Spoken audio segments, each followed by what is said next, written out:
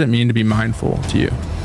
Well, I think about mindful, like your mind's full of shit. So it's like the opposite of that. Yeah, just being present, being in the moment, accepting what is happening, surrendering to the natural flow of life. What does it mean to be conscious? Aware, just aware. And the more conscious you are, the more present you are, the more mindful you are. And that also, that feedback loop in my mind works in reverse. So yeah, just being attuned to the subtleties of reality, attuned to your emotions, to what you're feeling, to what your sixth sense is telling you, to your intuition. The more conscious you become, the more in tune you become to these underlying tones of this universal flow. Yeah, and it's just a continuous path of growth and evolution. Third one is the easiest. What is God? Dude, thanks for coming on. Thank you for having me. Dude, first question for you. What does it mean to be mindful to you? Well, I think about mindful, like your mind's full of shit. So it's like the opposite of that. Yeah, just being present, being in the moment, accepting what is happening, surrendering to the natural flow of life. Yeah. And on that, what does it mean to be conscious? Aware, just aware. And the more conscious you are, the more present you are, the more mindful you are. And that also, that feedback loop in my mind works in reverse. So yeah, just being attuned to the subtleties of reality, attuned to your emotions, to what you're feeling, to what your sixth sense is telling you, to your intuition. The more conscious you become, the more in tune you become to these underlying tones of this universal flow. Yeah, and it's just a continuous path of growth and evolution. Third one is the easiest. Is what is God? What is God? Everything, everyone, all at once, all at the same time. Yeah, God is love. God is, yeah, everything. I mean, the fabric of this universe in which is love. And I think we're just all on a quest here to realize God again. Cool. Thank you for sharing that with me. Yeah. I'm about to launch season 4 of my podcast, and I made a decision to speak more truth and consciousness into it. And I think sometimes I have really dope business leaders on, and all we do is talk business. And especially with my background, that's kind of where conversations go. So I've made a decision to start every podcast with those questions, so that now we have to go down that path, and I'm choosing it.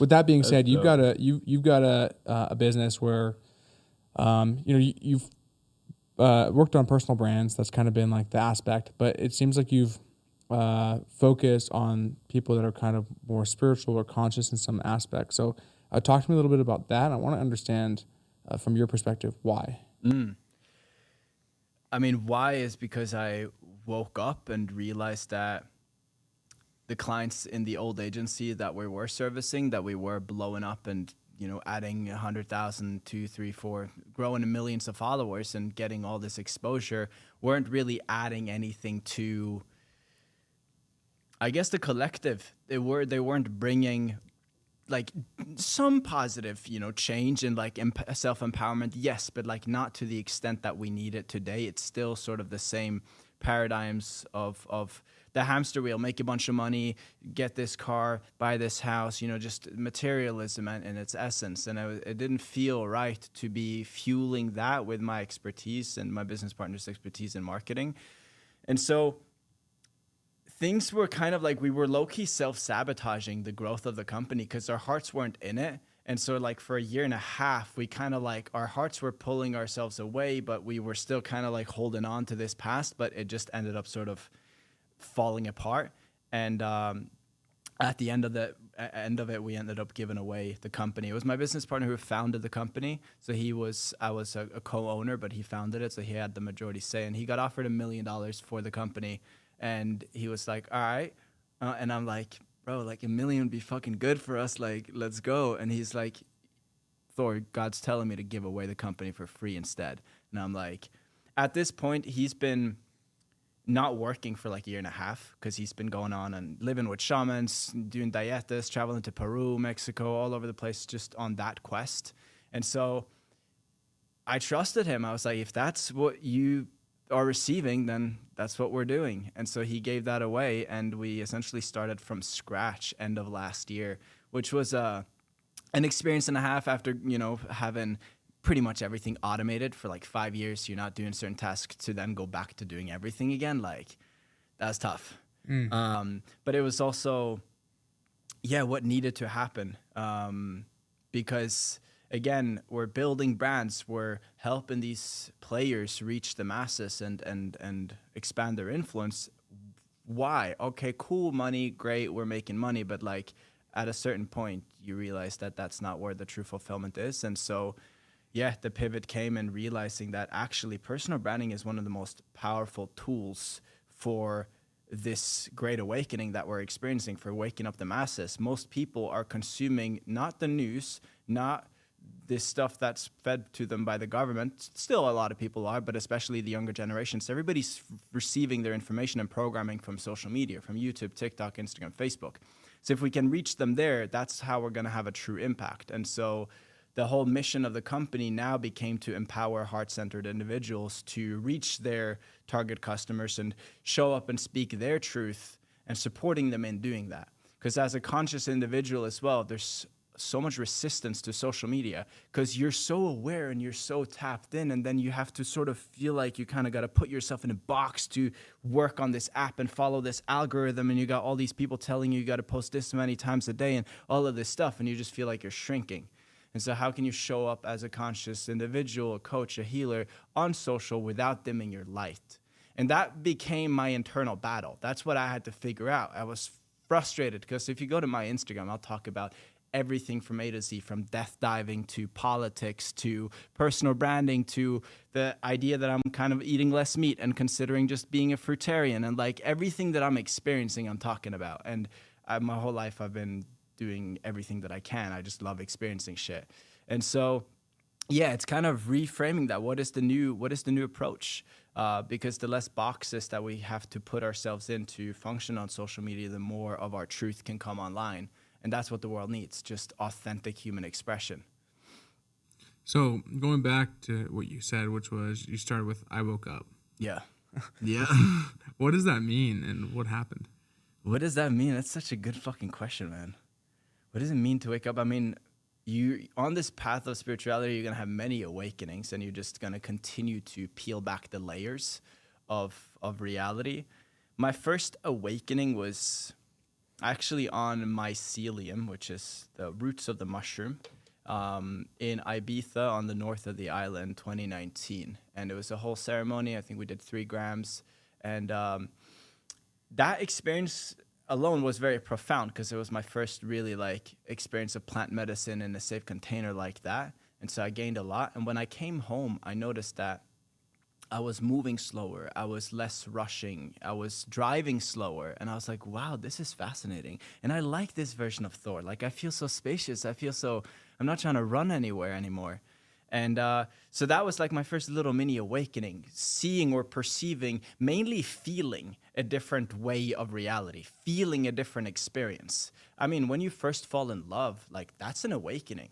Because, the feelings of falling in love, they're so expansive. You're like, holy fucking shit, it shocks the system. So you're tasting something new. And so, for me, it was that experience. And then, obviously, you're not coming home from Ibiza all the time after mushroom trips, so it kind of faded away. And then I was like, damn, how can I get back to this? And, there's something here. I want to figure out a way to live like this on a more consistent basis, actually integrate that. And so that became, the quest that would just continue to propel me down this path of awakening, of spirituality, of enlightenment, essentially. So for you, the awakening is uncovering some new versions of yourself that you like? Did it stop there? It's definitely it's uncovering a new version of myself that I like. That's the such a simple, on the money way of putting it. Yeah. And it's just this fascination with, I guess, a new version of Thor, because my whole life I've spent running, chasing. Like, I was kind of a prodigy child. Anything that I would kind of touch, I would turn to gold. That's like I was just like, if I try this sport, I beat everybody. I try this thing, I'll beat everybody. Cross country skiing, I'll win this competition. Snowboarding, I'll learn a backflip. Like this thing, like I was just going into all these different venues and I mastered them. And that then became my fuel for self-acceptance and from receiving validation. And so like I only remember from my childhood like really receiving pats on the back from my dad when I did something amazing. And so like that became my programmed way of operating. I need to just like fucking crush something and then I can receive love. So after that experience, yeah, I was learning that, oh, actually, like I don't need to do always something to receive love. And yeah, it was just that taste, and then it kind of faded away. And then as I've just continued to lean into these things and explore different practices, go to retreats, go to ceremonies, read books, whatever, which all of these things are amazing. And you don't necessarily need to fucking go to Peru or do ayahuasca in the jungle of the Amazon jungle to like have a spiritual experience and awakening. No, it can happen in your bedroom, just sitting in silence.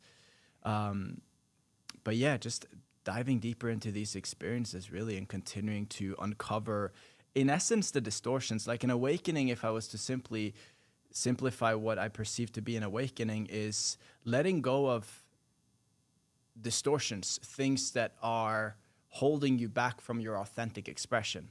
Because as a child, you're just showing up and being yourself and fucking around. And then as an adult, you kind of are programmed with all these rules and ways to behave, to calculate and not be perceived and not be judged and all that. And it's all just fear programming. You're looking for something external, somebody's validation. And when you're awakening, you're sort of letting go of these layers, these chains. And so it's not adding anything. It's just taking away what isn't yours, what was never meant to be a part of your being, essentially. Are you familiar with Plato's allegory of the cave? Yeah. Powerful visual. And it perfectly explains like this process. Yeah, the way that what you're describing is those chains being like shaken off. And that's one thing that the allegory of the cave, it's like these guys that are chained up and they don't know there's another reality. And then even when someone experiences that reality and comes back and says, yo, there's this other reality out here, the people who have the chains on say like, no, that guy's crazy. Yeah. And it's interesting how you kind of shared that. And in part also the search for love or search for the significance and that father's approval was something that you had to shed in order to like know yourself and have that wake up. Yeah, absolutely.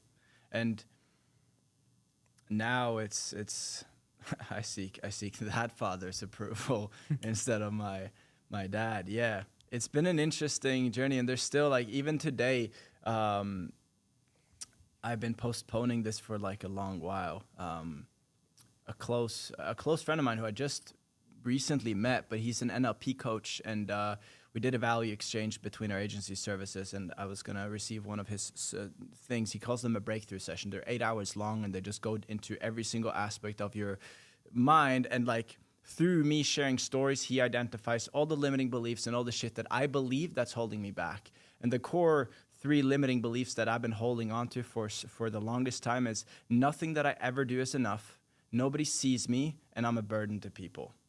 So those are the just things that have been programmed throughout my childhood that I've been holding on to.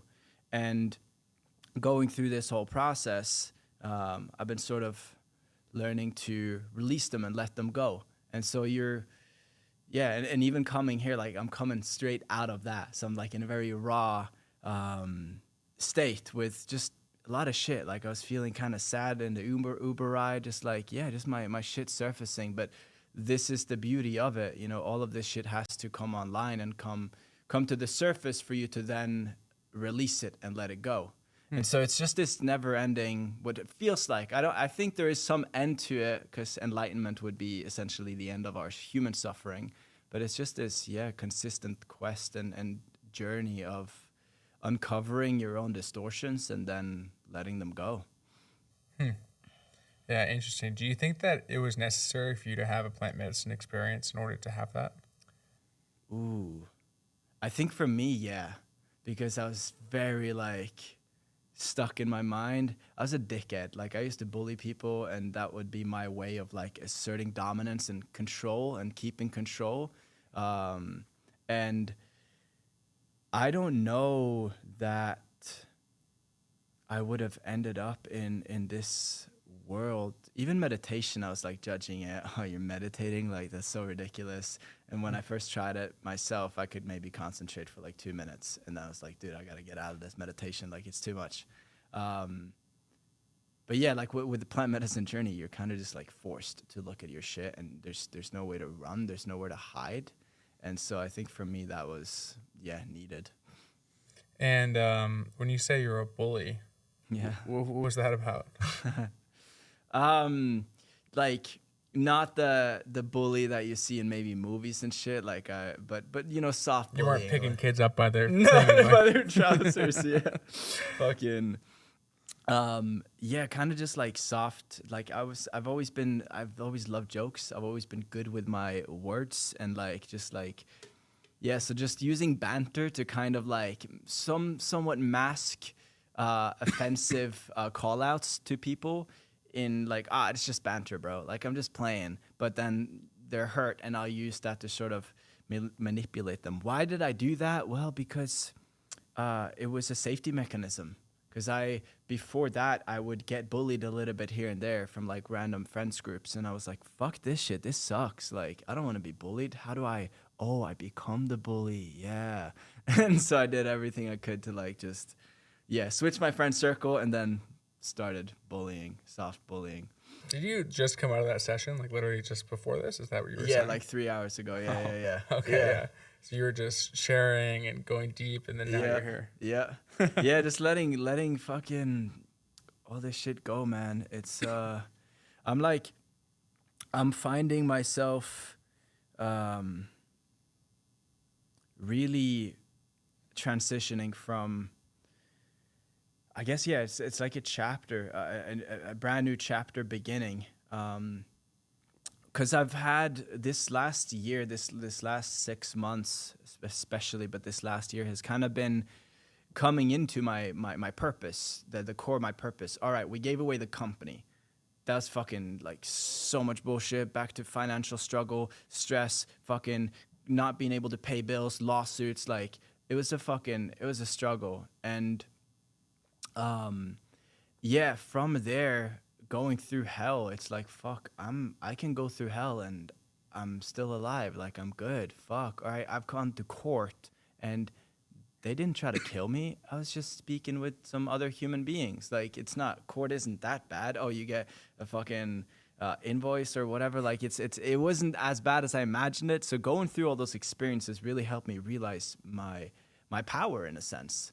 And so now I find myself in working with Christopher on this NLP stuff. It's like I'm ready to like let go of the last things that are holding me back from fully stepping into my power and just fully showing up as my complete authentic self. And that's kind of what Instagram has been for me as well, a little game of like, how authentic can I be? How much of myself can I share? Can I share like the darker sides of me? Can I share the partly racist Thor that still has programmings from his past and his country and his culture that is somewhat racist? Can I share that? Like because I want to, I'm also scared too many times, like, because you could get fucking canceled and all this shit could happen. But at the same time, it's the fucking truth. Like, we're all a little bit racist, especially if you grew up in the Western world, because you were fucking programmed to be. So it's like, I want to talk about all these things that we're all navigating that most of us don't talk about because it's not professional, or it's not this, or it's not that. But like, where did that get us? Well, look at the billionaires of today. They're depressed as shit. They have some of the highest suicide rates per demographic in the world. Why? Because the hamster wheel never ends, and it's not the solution. So what the fuck is the solution? Well, it's community. It's authenticity. It's honesty. It's truth. That's kind of what I've now obsessed about. Do you think that Norway is kind of a racist culture? It's like all white people, right? It's all, well, we had a bunch of, like, a solid amount of black people and Hispanic and in Norway? In Norway, yeah. Depends on, like, I'm from one of the well, not from it's not a big city, but like, because there's only 5 million people in Norway. Oslo's the biggest. There's 1 million people in Oslo. I think in my region there's like 200,000 people. You're from Oslo? No, I'm not from Oslo. I'm from Stavanger, which is the west coast. Okay. But yeah, we had, a bunch of different, but less when I was growing up. But it's just this, I don't know what it's about. I mean, you watch the news and it's like, oh, terror is happening in fucking Al Qaeda, and the people with the turban on their heads, they're all suicide bombers. It's like that shit gets programmed. And then, black people jokes is obviously a big thing as well in mostly white countries, because you target the race that's not the majority. And so, yeah, all this kind of shit has just been, I think it's natural for a lot of kids to, fuck around in those realms. But yeah, I would say it's a somewhat racist country. How old are you? 25. When did you do the plant medicine experiment? 20. Yeah, I was 20. So about 5 years ago. Yeah. It's interesting. I think that I observe racism in people as not the color of the skin, although that's like the external thing that people point to. I think there's actually more of like a culturism thing. Yeah. And because, like, if you think about like the most racist person you know. Yeah, I got him. Okay, cool. And now put a black person in front of him, and maybe he'll make a joke or do something. Now put a black person that acts the same culture, grew up in the same neighborhoods as that guy. Yeah. And they're probably boys. Yeah, absolutely. Yeah. And so that's my argument for, it's not the color of the skin, it's the culture, and where that comes from is a misunderstanding. Yeah. We don't understand the other person's culture, therefore we think of it as, anything we don't understand, oftentimes we don't, we're not going to give the time of day. Yeah, we alienate it. Yeah, I mean, on the money, absolutely. It's more of a culture thing than anything. And especially as well growing up in Norway, where the modern way of it, it's like the culture is fading. And it's fading in a lot of countries because of a lot of different things. I mean, that's the culture's fading? Yeah, the culture's fading. The historic culture, the traditional culture. Yeah. And a new culture is kind of growing, but that's more of it's more degenerate. It's more surface level, and it's led by a lot of youths, and it's programmed by a lot of social media input and whatnot.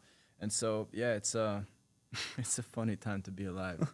There's like the theory, like the one world, new world order, or whatever, one world government. Yeah. And I just had this thought that I think's interesting, which is, what if that new world order wasn't in the physical way we thought it was, which is governments, but actually through like social media, creating one of everyone, one thought, one language, one process, one currency. Dude, yeah. I mean, that would be the perfect way to also bring it into the physical. It's like because if everybody's operating and doing this, and I think they're fucking doing that. Absolutely. Like if you look at, some of the biggest influencers, they're all pumping the same shit. They're all pumping the same messages. The music industry, the biggest players in that game, they're all pumping and promoting the same stuff. And it's the same with, now the biggest YouTuber, Mr. Beast, like he's pumping a bunch of garbage. And so, yeah, I think that's also why we need to take up the battle on social media and use that platform, because it's where it's the modern day fight. Like you look at the Vikings and you're like, oh, there were these badass warriors and chopping people up on the battlefield and whatnot. Yeah, all right, it's definitely looks fucking badass. But the harder battle is the battle that we're faced with today. Being a warrior today is showing up on social and expressing all sides of yourself, the vulnerable aspects, the ferocious aspects, the truth about your existence, the truth about ourselves. And in a world of lies, the truth will be judged heavily. Some of the most hated people on social media are the most honest people on social media, because, we've completely lost touch with truth of the core of reality. But that's the work. And that's fucking tough, to be judged, to be labeled, to be this and this and that. And for me, it's still every time I post on Instagram, there's fear going through my body. Fuck, the rejection wound as a child that was programmed, that comes back up.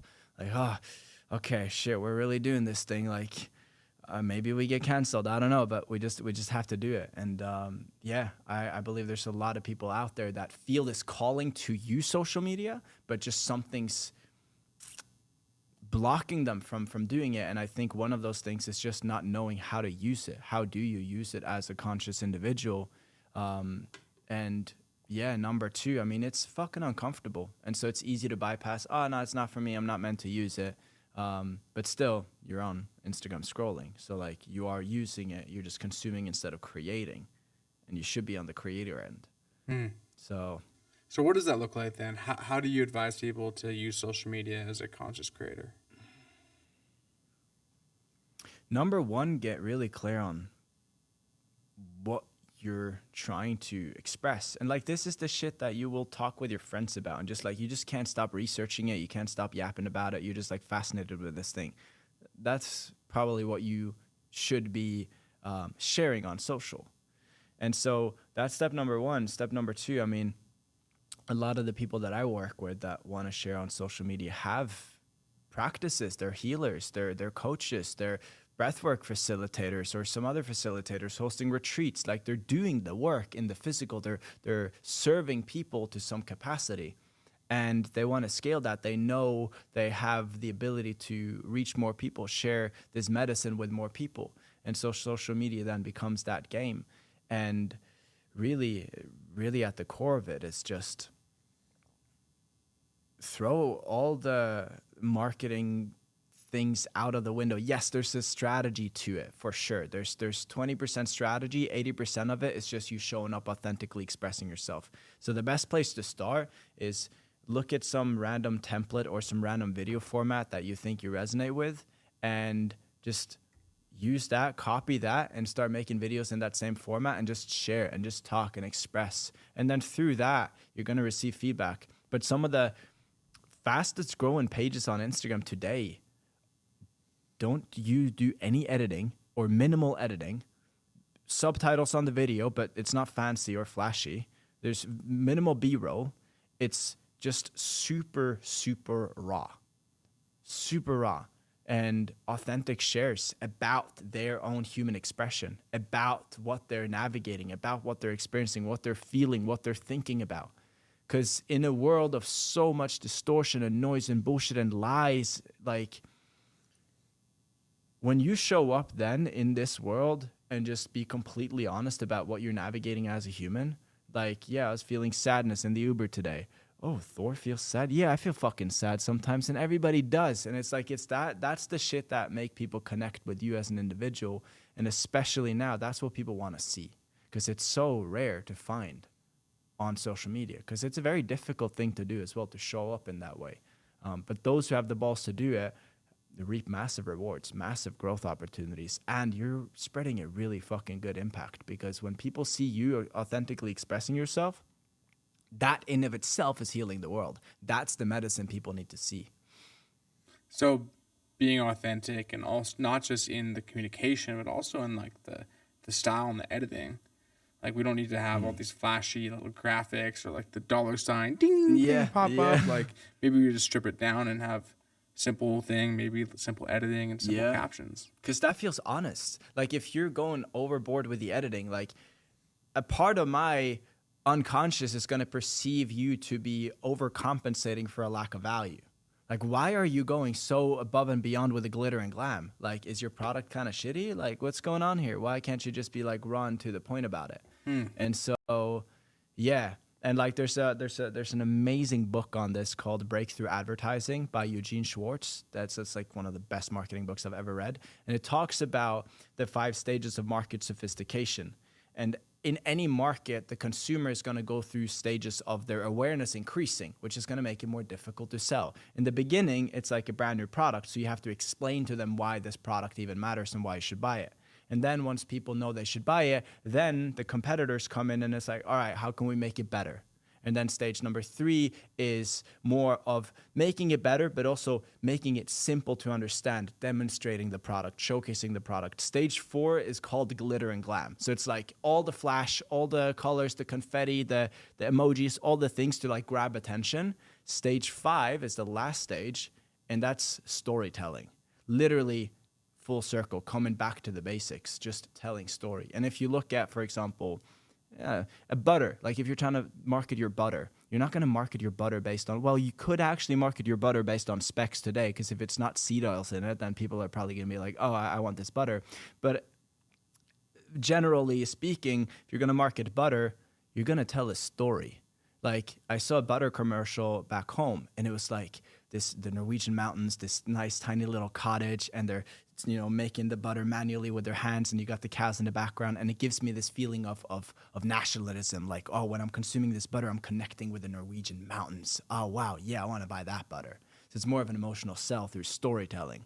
So if we can understand that, we can understand how the market's moving. And right now, the market is literally transitioning from stage 4 to stage 5 if we look at Instagram and specifically editing, like expression, because when you're making content, that's the product. Your content is your product. And so in this context, in this market of content creation where content is the product, we're going from stage 4 to stage 5, which means that you want to go back into storytelling, just raw expressions, simplifying things, because people are fed up with the noise.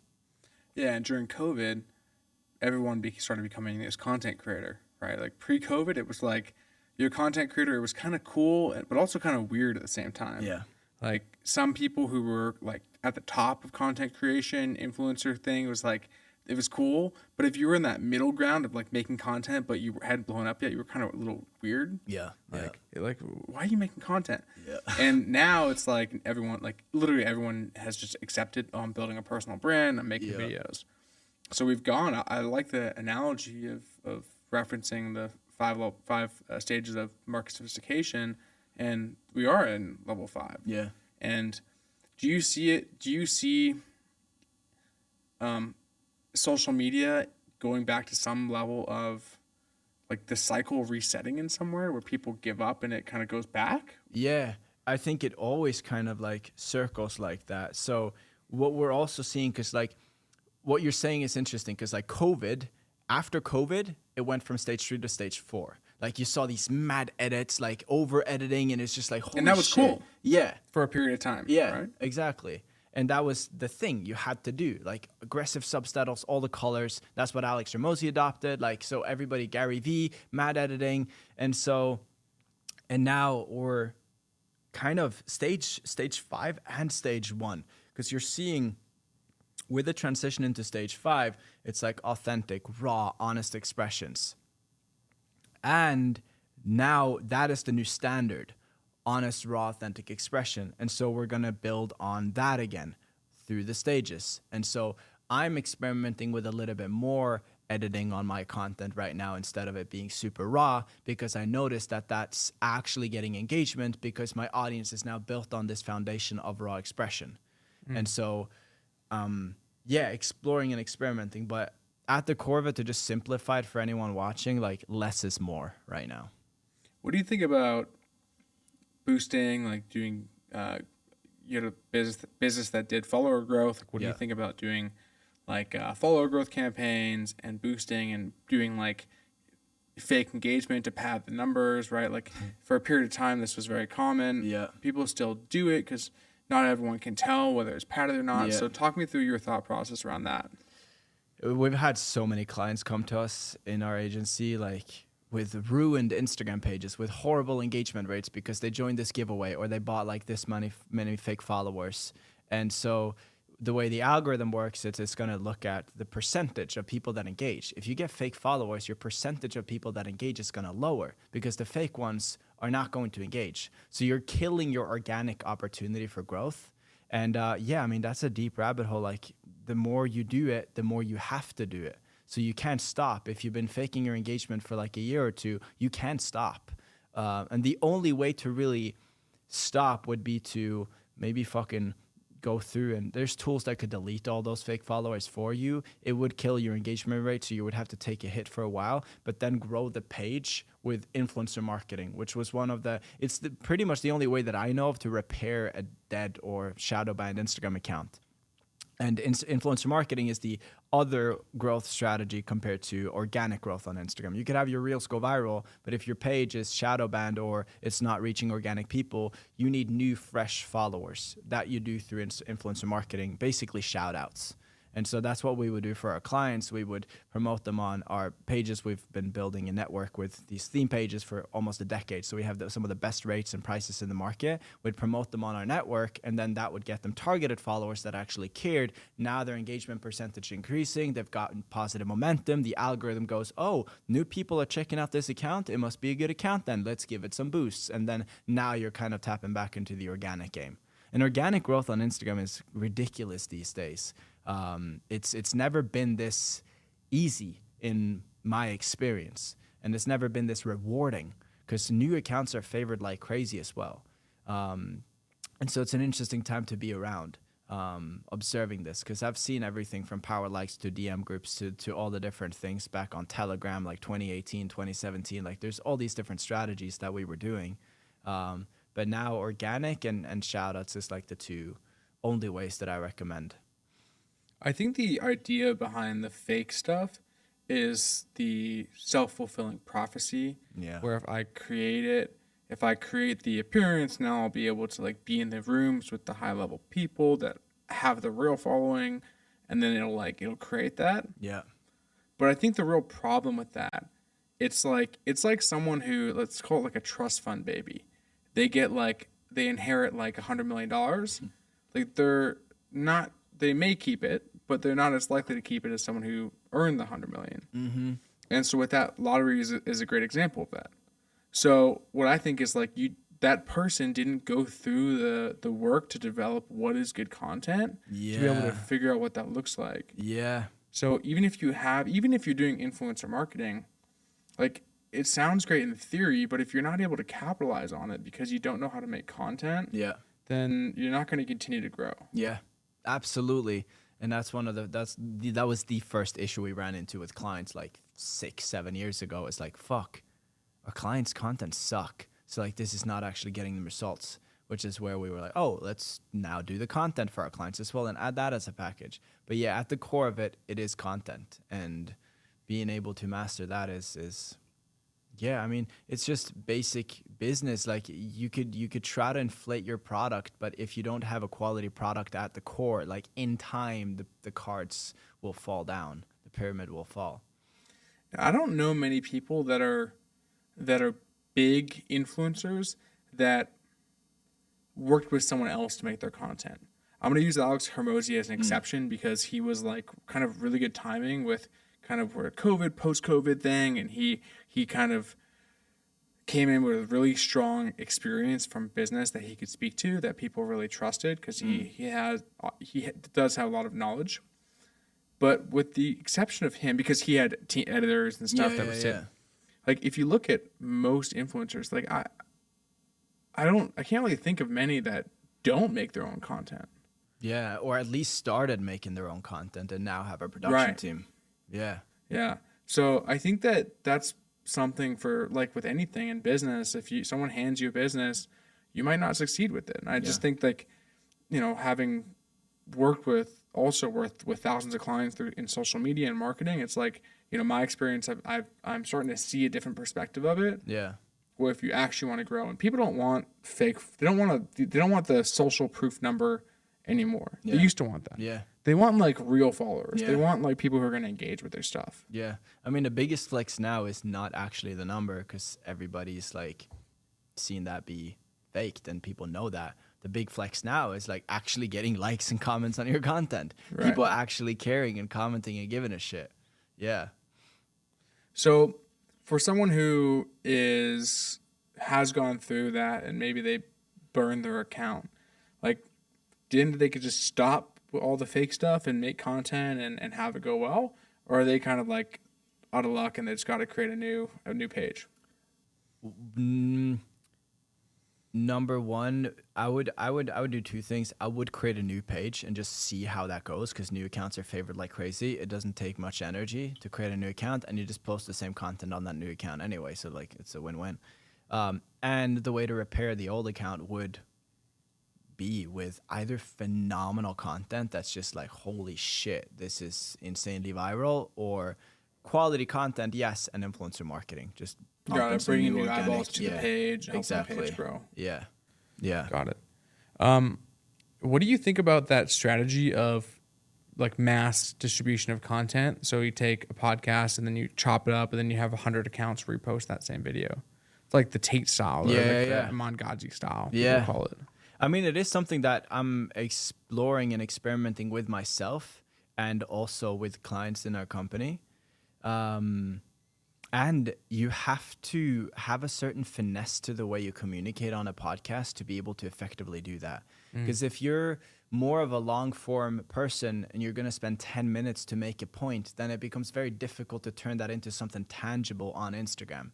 But if you're a little bit more versed with, for example, with me, like whenever I'm on podcasts, like my brain is kind of still wired to communicate things in a somewhat efficient way to the point where it could be turned into a 60-second, 90-second reel, because that's what I've done for the longest time. So if you are going to do that, you either need a really high level editing team to make amends with your lack of communication or speaking style, I guess, in that sense, or you just got to really master communication on a deeper level that's tailored to being able to extract reels and also like not just like be sitting here like having a weird conversation because I can only communicate for 60 seconds straight and then I gotta like stop or like talk about something else.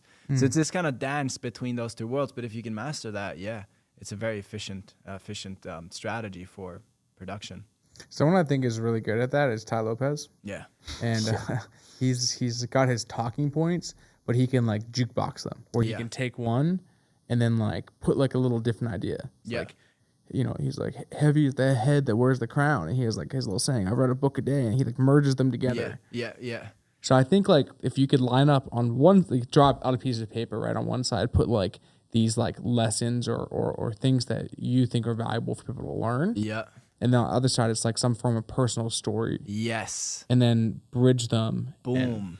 That's this, bro. It's so fucking well put, and it's something that I've been teaching in our program too. It's like when you're making a piece of content, one of the most effective ways to do that now is, number one, get super clear on the lesson, and then tell a story in your life where you learned that lesson. Boom, there's your content piece, and you could just do that with so many different things because you've learned a gazillion different lessons throughout your life, and so. Yeah, powerful way, because then the whole message holds so much more potency and depth when you're bringing your story into it. Because everybody's seen, 5 tips to do this or lose this amount of fat, and it's like, step 1, do this thing, step 2, everybody's seen it.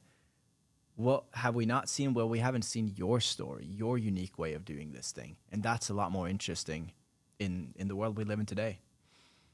So in the process of knowing yourself and what you earlier on said, waking up. Yeah. Right? I think a lot of people will go through and discover things about themselves, things that you might call like gifts, or things that are something that you have that's maybe, I don't know, unexplainable. Yeah. Have you uncovered anything that you would say like your gift is or your superpower? Yeah, man. That's a fucking great question, because that's really what what's exciting about awakening and this path is learning more about your unique essence. I call it your soul's blueprint. Everybody got a unique blueprint, and when you live your life in alignment with that blueprint, you will be the best, happiest, most performing, optimized version of yourself. It's just really the only path to true happiness in your life, because you're going to be fully aligned with yourself. And for me, I guess my unique gifts is my I guess childlike passion. Like I just bring a lot of excitement and passion to whatever I do, and people want to be around that. People like that energy. So my ability to influence people through business or conversations or just make friends. I've like most of my relationships and networks, people in my network they're deep relationships, because I have a lot of life force. I have a lot to give. So that's been definitely helpful, or something that I've learned. And also just my passion and excitement for all the different things. Like I spent my childhood drawing, painting, but also trampolining and snowboarding, death diving, learning to drive boats, climbing trees, like cooking fucking apple pie. Like I've like thrown myself into so many weird, different, unique experiences: football, handball, basketball, baseball, all the different things. And being able to explore all of that was also giving me more I guess, access to my own life force, more reference points as well, because I've played some level of basketball or whatever I painted. I can resonate on a deeper level with this person and build relationships with this person in a more authentic way, because I've got more life experience that I can reference and bring into these conversations that make it feel natural. So that's another thing that I never thought I would like. I always saw business and like adventure as two separate things. Sports and like that kind of shit to me is like adventure. But actually, my exploration of those realms has added so much personality that I can bring into business because I can relate to people. Yeah. So it's cool. And it's like every day I feel like I'm uncovering something new and unique about myself that I haven't, been aware of.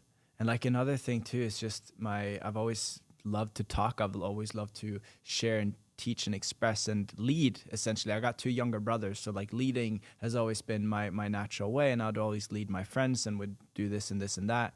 And that's been just something that's been unique to me. And also like, for some reason this feels relevant, but like learning freestyle rapping, for example, is like when we were 18, we smoked weed for the first time, and some guy's like, yo, let's put on a fucking beat and freestyle. And I'm like, fuck, I don't know how to freestyle. And I'm kind of freaking out. And I try it and it's horrible. And I'm like, I was so frustrated that I didn't know how to freestyle that I was like, fuck, I want to learn this thing. And so for the past like 6-7 years, I've been trying to learn how to freestyle.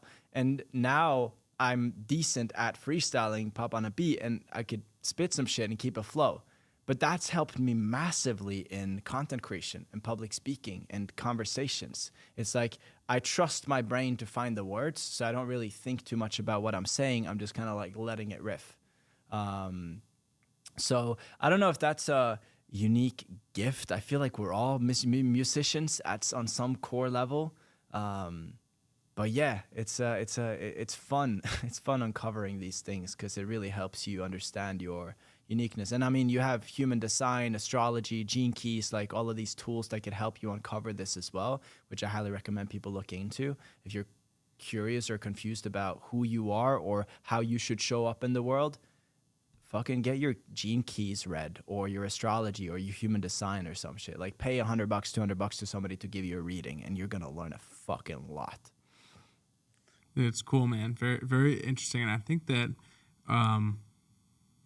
there's a million different tangents people can go on to discover themselves deeper. And what you just described is kind of like the resonate, almost like what you said with content. Like, what's resonating with you? And then just like, for some reason that's resonating, just experiment with it. Just test it. Go down that path. Yeah. So, dude, this has been fun. Anything else you want to share before we wrap up or talk about? I'm actually curious if you've gotten your gene keys or astrology or anything like that done. Not gene keys. I actually not familiar with gene keys. Yeah. But yeah, astrology, human design. Yeah. Dude, I've done a lot of shit. What was your biggest takeaway from those things? The biggest takeaway from all that stuff is there's so much more that we don't understand. And while the knee-jerk reaction of a lot of people is to like write it off as like woo-woo, like BS. Okay, there's a lot of people that believe in this stuff, and most of them aren't stupid. Yeah, and there's a lot of people that have studied this stuff, and so I think like anytime we resist something, there's a reason why. Yeah, some part of us is curious for more, and so I think I think that's for me. Like I've seen some crazy shit, man. I've seen people see without their eyes. I've seen people, have superhuman strength. I've just seen incredible things that would never be explained. Yeah. And so, all that stuff. There's some shit out there. But there's a lot of truth. Dude, there's this quote by I think it's J.P. Morgan. I'm not 100% sure, but this quote by some guy of J.P. Morgan's caliber, at least, and he said, most millionaires don't study or use astrology, but all billionaires do. And I'm paraphrasing, but it's like, okay. Yeah, it's interesting. J.P. Morgan was fascinating. This is a whole other conversation, but you know who Nikola Tesla is? Yeah. So J.P. Morgan initially funded Nikola Tesla. No way. But after the stuff, because JP Morgan, some of his biggest investments were in the oil industry. And when Nikola Tesla started to uncover things that were true that could potentially make oil not needed anymore, guess who pulled the plug on Nikola Tesla's funding? Yeah. So, Damn. there's a lot of fun stuff out there, and I think that without sounding too crazy, I think it's just fun to explore and have fun in that realm. Absolutely. I mean, that's my biggest thing too, is like, dude, I believe so much fucking insane shit that I want to talk about on Instagram, but I'm also like drip feeding it here and there because I don't want people, I don't want to lose people right off the bat. And I'm like conscious of like, all right, they're ready for this now. Cool, let's talk about this. Oh, they're ready to hear about urine therapy, drinking your own piss. All right, we can mention that now. And it's like drip feeding this insight. And it's, but yeah, this world is not what we were taught it was. And it's a fascinating thing to explore. We need to meet people with where they're at. And there's people that will resonate with urine therapy. There's people that will call it crazy. Yeah. Good news is it's probably 1 of 30 posts for the month, so most people won't even see it anyways. Yeah. 100%. Anything else you want to talk about? I think one thing that is present is I want to, because you're a successful entrepreneur, and there's a lot that you've done that I can learn from. And so I'm curious to just hear from you, I guess, a little bit on how you're bridging this world of spirituality and business, and like maybe some challenges that's coming up, or like what that looks like, what kind of reflections you have around that. Do you know who Robert Edward Grant is? Yeah. I think he's a great explanation of it. Like, he was very successful, is very successful in business, and I believe he did human design. Yeah. And he did some numerology, and then he kind of uncovered this side, which is like spirituality was like his thing, and being someone to share wisdom, and yeah, it's just cool to see what he's done. So I think that there's ways to do it. For me, I think I got to meet with people where they're at and communicate them with where they're at, and maybe 1 or 2 levels past that. But tactically speaking, dude, I bring on business leaders and I bring on conscious leaders. Yeah. And I ask questions, similar questions to everyone. Yeah. That's it. Yeah. I mean, it's a cool way of doing it though, like creating a platform like this and just having conversations, because I bet you learn a ton just, listening to these people from different sides of the world with different experiences talk about their lives and their experience. I also do a lot of crazy shit. I haven't done like much on the plant medicine side, but I've done a lot of stuff that doesn't require that. Yeah, like extreme sports type shit, or just like I snowboard. Yeah. But like I've done multi-day like extended no eating, no like just water fast. I've done like weeks without food, just like I did 3 days fasting, like just water. I felt like I was on coke and mushroom at the same time, bro. It's trippy. I was like, if Jesus could do 40, yeah, bro. Could do 3. Yeah. Yeah, man. I've done. I've gone many retreats, and been a part of some cool experiments and studies, and there's some other things in the works that hopefully will be able to provide massive exposure and sharing some things that have been hidden for centuries. And there's all this stuff is around us. If you seek enough of the truth, yes, you'll find, and the truth prevails in the end. So asking good questions. I think the biggest mistake people make is not asking questions. And I don't know about you, but I can feel in my throat. So our throat typically is for like sharing truth, right? That's where the energy of truth is. Yeah. And when someone's lying or telling something that's not true, I pick it up here. Yeah. I feel it. Yeah. And I think the best thing is like when I feel this in someone, I just know the reason why I'm hearing that from them is because they haven't dug deeper into the question. Yeah. And so to know oneself, you got to go at least 5 questions deep into it. So anytime there's something so for example, earlier we talked about resistance, people feeling resistance to certain ideas. I think if something is, for anyone watching this, if any of this we talked about today, you felt like resistance to, try to go 5 layers deep. And if you really want to explore that, even 1 layer deep, why am I feeling resistant to this? And then answer that question. And why do I feel that? And then answer that question. And what's making me feel like that? And if you go 5 layers deep and you truly go 5 layers deep, you'll get pretty close to the truth. Yeah, absolutely. Absolutely. And it's interesting you said like talked about the truth and the throat chakra, because like it's one of the most blocked energy centers of people on this planet. And it's blocked by lies, but mostly the lies that we're telling ourselves. Oh, I can't do this thing. Oh, I can't worthy. Oh, I'm like that. And we just shrink down. And like to tie a full bow on that, if you're somebody listening and you kind of resonate with that and you want to awaken and you want to step into more of your power and your own potential, then Comment the word potential. Yeah, comment potential below. Many chat firing fucking million different directions.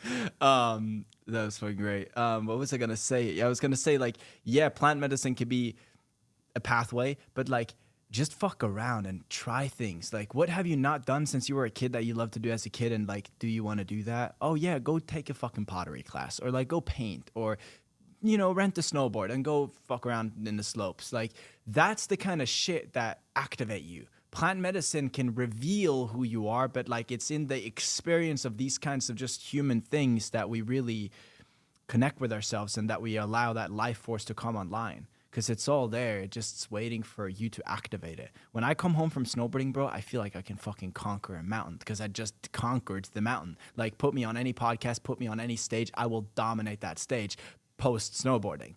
And so, yeah, there's a lot of value in those kinds of experiences. And yeah, I mean, that's why we're both fucking sitting here today having this conversation, because we've just said yes to life and said yes to those kinds of experiences, even though they're scary. How can people connect with you and learn more? Check out my YouTube channel, actually. That's typically never what I plug. Life by Thor on YouTube. 200 subscribers. Just started the channel, or going to begin posting there. And also on Instagram, Life by Thor. And yeah, if you want to learn more about content creation, how to express yourself on social media, build a brand that's also aligned with your own truth, your own expression, just DM me Mindful Leaders on Instagram. And yeah, we can take it from there. But that's pretty much it. Instagram and YouTube. Dude, one last question for you. What's something you're grateful for? This conversation, man. Just, yeah, I didn't fully know what I was going to expect, but like just the purity, the depth, the authenticity, like, shit, man. Yeah, I'm very grateful for that. Yeah, thank you. And thank you for hosting me. Thanks, man.